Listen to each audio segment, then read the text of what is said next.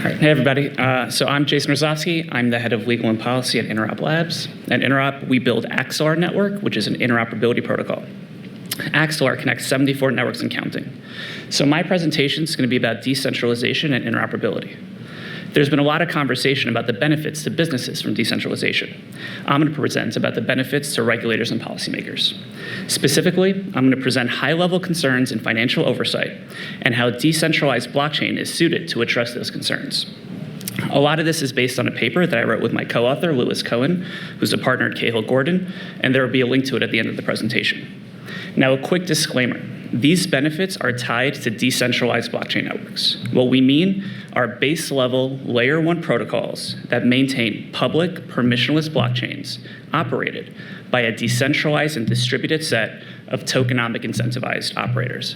A lot of what Tony had on his screen before, actually. So, kicking off, the first concern is business continuity. Regulators and policymakers want to ensure that financial technology infrastructure has continuous operations that maintain suitable uptimes, especially in the case of disaster. While decentralized blockchain networks are resilient, there's no reliance on a single entity. There are many operators incentivized through tokenomics, which helps create redundancies. Permissionless networks means that anyone can pick up the slack if someone's failing.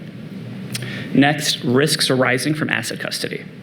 Much of the traditional financial system is comprised of intermediaries that have access to customer assets. There are regulations that are in place to protect customer assets. Similarly, regulators and policymakers have a vested interest in not allowing fraud to proliferate.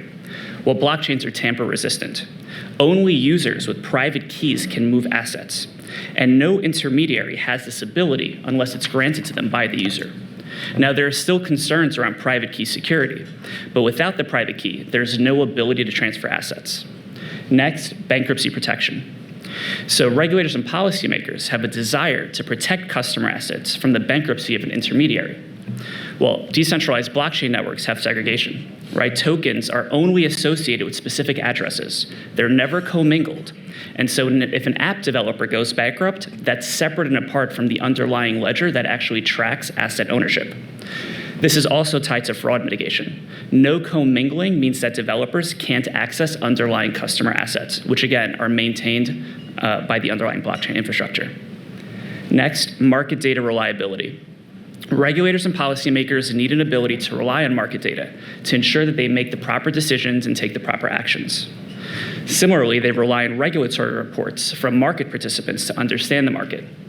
Many times, participant data is inaccurate, which then triggers a costly reconciliation process between the regulator and the participant. Blockchains are accurate. By addressing the double spend problem, blockchains ensure that tokens are accurately associated with public addresses. Any data only moves subject to protocol rules. In addition, regulatory reports are often stale. Regulators are receiving outdated information on the basis of periodic reports, sometimes quarterly. Blockchain provides for real-time views. You can have what's known as self-sovereign regulatory oversight. Regulators can run a node, be a market participant, and get their own data directly from the blockchain. Next, sanctions screening and money laundering. Regulators want to ensure that sanctioned individuals don't have access to financial markets. Similarly, they want to ensure that criminals don't have an ability to use financial infrastructure to launder criminal proceeds. Blockchains are transparent.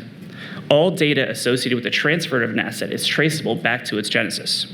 And it's important to note that this is an increased benefit over today's financial system, which is many times opaque. Now, there are still questions in the industry on how to deal with pseudonymous transactions, but the benefits of traceability should lead lawmakers to incentivize the industry to create identity solutions which are reasonable and make sense. Next, fairness and competition. Regulators and policymakers want to create a fair market with an even playing field for entrepreneurs to compete.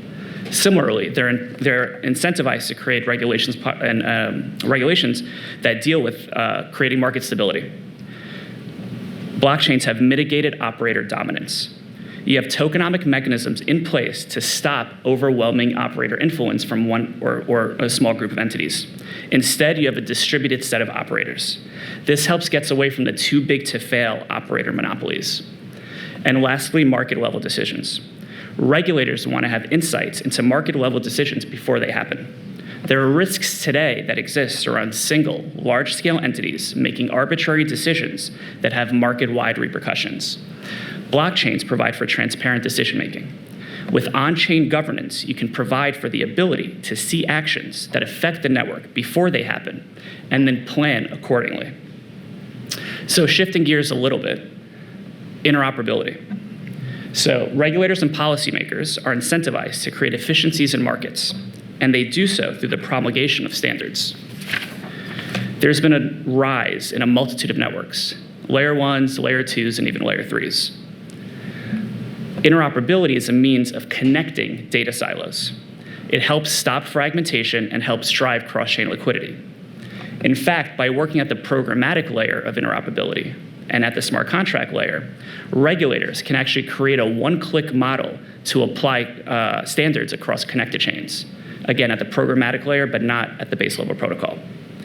So, bringing these two worlds together, I'm here to say that you do not need to sacrifice decentralization for interoperability, and that regulators can actually get all the benefits of decentralization with interoperability. Enter Axelar.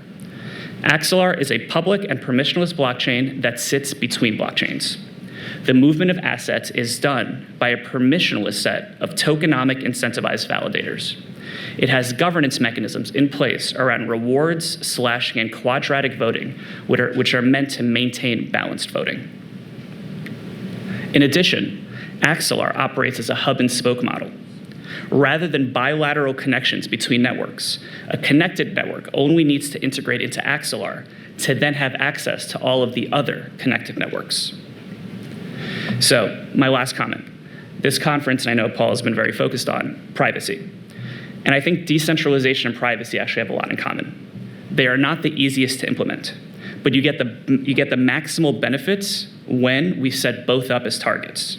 So accordingly, to glean the benefits that I've discussed, regulators and policymakers should pass laws and regulations to promote maximum decentralization. Thank you.